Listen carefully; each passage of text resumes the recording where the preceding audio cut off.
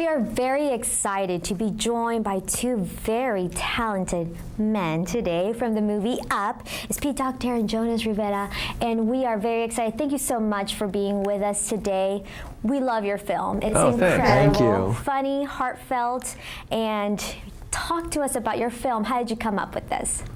Well, it kind of was born because animators are not extroverts, you know, so we like to sit and draw and hide in the corners. And so the idea of escaping is very appealing to me. Bob Peterson, who is the writer and co-director, he and I just sat in a room. When we came up with this image of a house floating away, we thought, there's something to that. So we just started answering the questions of where's it going and who's in there and how did he end up there, and that became the story of Up. And you had done that drawing of just this old guy. Oh yeah, just kind of a curmudgeon old guy holding these beautiful, colorful balloons, and just the juxtaposition of that. Happy, fun colors and the sour guy. Those two things kind of gave birth to the whole picture. And you know, there's many ways to make a home float away. So the balloons, was it just because it was so childlike in a way?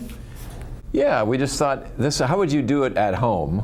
You know, what objects would he have available? And then we kind of backfilled the story and said, well, he used to be a balloon salesman, so he's got all his surplus stock in the basement, and we just went from there. Seems so obvious. Yeah, of course. You have worked together in many great films. I mean, from Toy Story to A Bug's Life. Working together now in this film, how did that come about? Just, you know, finding each other to create Up. We sort of started talking about Disneyland and the old movies that we loved, from like Lady and the Tramp and 101 Dalmatians, all these movies that we grew up on.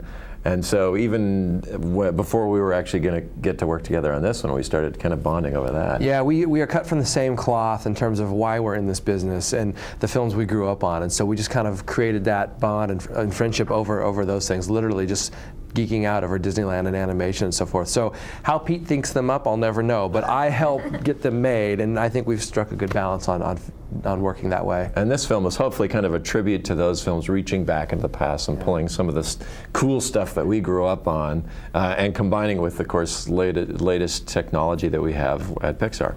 And now, you know, when you watch this film, you really connect to the characters. You connect, you know, to the old grumpy man in the house, to, you know, just being able to feel their emotion. How, with the casting of voices, you really look for that person that will just give you that extra to the audience. Yeah, that's all we look for in the cast, right? I mean, just making it fit the suit, making it authentic, really finding the character, more so than looking at any names out there, just who is the right voice that fits it. And that's really our focus in the story, even before we cast the voices. We're trying to make a story that is relatable, that speaks to the audience, that they can, even though it's about bugs or fish or whatever, that there's something about me that I can see on the screen and really connect with.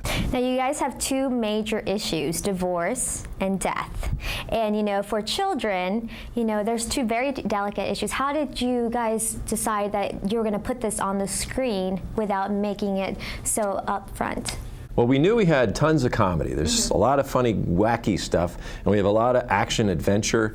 And for me, when I go to those kind of movies, action adventure, unless it's really based on something grounded, something relatable, it needs that foundation for me. Otherwise, it sort of all goes away as soon as you leave the theater. And so we went back and we set up this hopefully this emotional foundation on which you build all the comedy, and it was a balance of those things. And now you guys have Ellie, which is your daughter, correct? Doing the voice right there. It was your daughter. Did you make your films according to what you want your family to see? I mean, you guys have kids, correct? Yeah, I have two daughters as well. They're little, but. Yeah, I mean, we make films for everybody, and we're always we kind of think in layers, right? We make films kind of going through one time thinking about what are adults going to relate to here, and then we think about kids, and maybe we need to speed this up or add some more slapstick, or you know. So hopefully, there's always something for everybody, no matter how old or young you are. And now the adventure part, you know, so much adventure, you know, going to South America. Do you guys think that now kids, you know, with all their electronics and things that are missing out on that part of adventure? They're bored. Yeah. No, I don't know. I don't know. I worry about that a little bit. You see all the kids, you know, acting this and that, and this is very much a real adventure. I mean, Russell is a kid who loves adventure and loves the outdoors and he wants to get everything he can about the Wilderness Explorers, but he's never been out of his house or out of his city. He's been out of his house. Yeah. So you know, it is kind of fun to think about. To him, this is the greatest thing that's ever happened. I think most kids, you know, even though they might be into video games, you get them outside into the wild, and there's all this amazing stuff.